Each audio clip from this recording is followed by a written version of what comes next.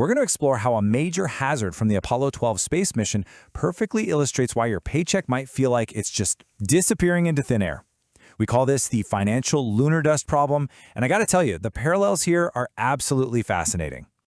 Now, you might be wondering, what on Earth, or actually, scratch that, what on the moon does Apollo 12 dust have to do with my bank account?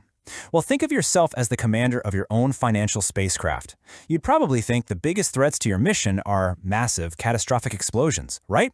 You know, a sudden job loss or a blown transmission. But the real danger? It's actually incredibly small, and man, is it sneaky.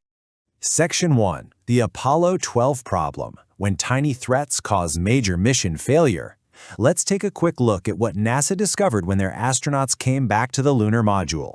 What NASA found was that this fine lunar dust didn't show up with dramatic music or flashing warning lights. It was just seemingly harmless dust. But then, it stuck to the spacesuits. It contaminated both spacecraft. It floated all over the cabin in zero gravity, and it literally fought off the cleanup systems designed to remove it. It jammed up the equipment and, honestly, acted like it paid rent to be there. Here's the crucial point. This exact same dynamic applies to your money. Those tiny, unmanaged costs in your life, you know, the recurring spending, the small fees, high-interest debt, everyday lifestyle creep, they work exactly the same way as that clingy space dust.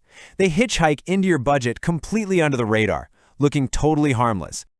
It always starts small, but before you know it, this dust builds up and suddenly your budget is coughing and Mission Control is asking why you spent $86 on food delivery this week. Your whole financial system starts gasping for air, all because of these tiny particles of unchecked spending.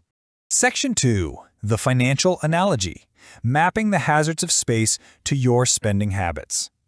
Let's see how this builds by comparing the actual Apollo 12 events directly to our personal finances. So, even after the Apollo crew tried vigorously brushing it off, the dust just clung to their spacesuits. The financial equivalent is spot on. A tiny financial commitment always brings unwanted passengers. Quote-unquote small expenses, yeah, they never just stay small. Think about it. You sign up for what looks like a harmless $12 subscription, but that $12 brings friends. It brings auto renewals, credit card interest if you carry a balance, maintenance costs, delivery fees, and late fees. All of a sudden, that tiny speck of dust turns into the dreaded, wait, why is my card bill $400 higher effect? And once that dust gets past the outer doors, things escalate fast. Apollo 12 dust entered the lunar module and just floated everywhere in zero gravity. In your finances, once weak spending habits enter your main cash flow, they spread like wildfire. One finance purchase quickly turns into 3, your monthly savings goal gets pushed back again, and it's just total chaos. When this happens, suddenly your paycheck is doing parkour to avoid your bills. You know the feeling, right? That panicked, zero-gravity feeling when your money is just bouncing everywhere across your accounts, dodging obligations, and landing anywhere except where it actually needs to go? This brings up a fatal flaw in how we try to fix the issue. For Apollo 12, the onboard filters were only partly effective against the dust. For you, a failing filter is trying to rely on willpower. You absolutely cannot base your financial plan on sheer self-control at 11:43 p.m. when you're tired and doom-scrolling online. Brushing off the dust just doesn't work for a systemic contamination problem, because if you leave it unchecked, the damage actually becomes permanent. Lunar dust physically damaged the seals and mechanisms of the spacesuits. Well, financial leaks will quietly sandblast your big long-term goals. High APR debt, overdrafts, unused subscriptions, unnecessary fees, and underinsured emergencies, they will completely erode your financial instruments over time if you let them. Since standard filters and sheer willpower just aren't cutting it, we need the ultimate solution to protect your mission. Section 3. Building a financial airlock. Emergency protocols for your cash flow. During the mission, astronaut Richard Gordon tried desperately to keep the main command module clean, while the others returned. In personal finance, you pull this off by building a definitive financial airlock. It's basically a system to handle your risky spending, debt, impulse buys, and that just one more bet money entirely separately before it ever touches your core household finances. You've got to protect the core of your financial spacecraft. Your emergency savings, retirement contributions, rent or mortgage money, these are sacred. These are not available balance funds. They are astronauts in a clean room. They must be fiercely protected from outside contamination. To actually build this airlock, you need automatic checkpoints. Our source outlines 4 specific accounts you should route your money through before it ever hits a vulnerable spending pool. Let's break these 4 steps down real quick.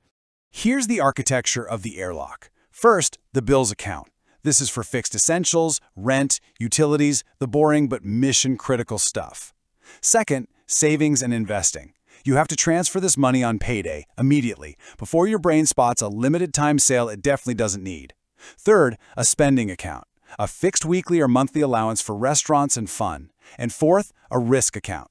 A completely separate bankroll with a hard cap if you trade or bet. This is how you stop the dust from spreading. And a super critical note on that risk account. It should absolutely never be refilled from your emergency savings or your rent money. Why? Because chasing losses is not a recognized retirement strategy. We have to keep the command module perfectly intact. Look, the goal isn't to be a financial monk living on tap water. It's just about keeping discretionary chaos far away from your survival funds. Let's step back and debrief on what this means for your overarching strategy. Section 4, Mission Control Takeaways. Systems beat willpower every time. Take a $15 subscription.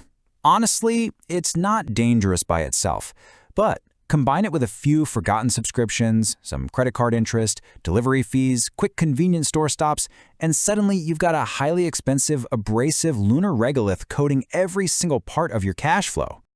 Apollo taught NASA that true dust mitigation required procedures that stop the contamination incredibly early.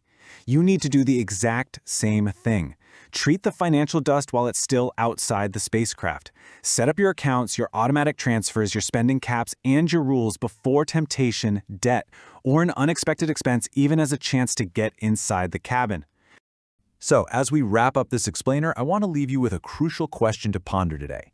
Is your financial spacecraft truly sealed, or is dust already floating around in the cabin? Take a hard look at your automated systems right now. If you're relying on late-night willpower instead of a solid airlock, well, it might be time to restructure your systems before your next launch. Thanks for exploring this with me.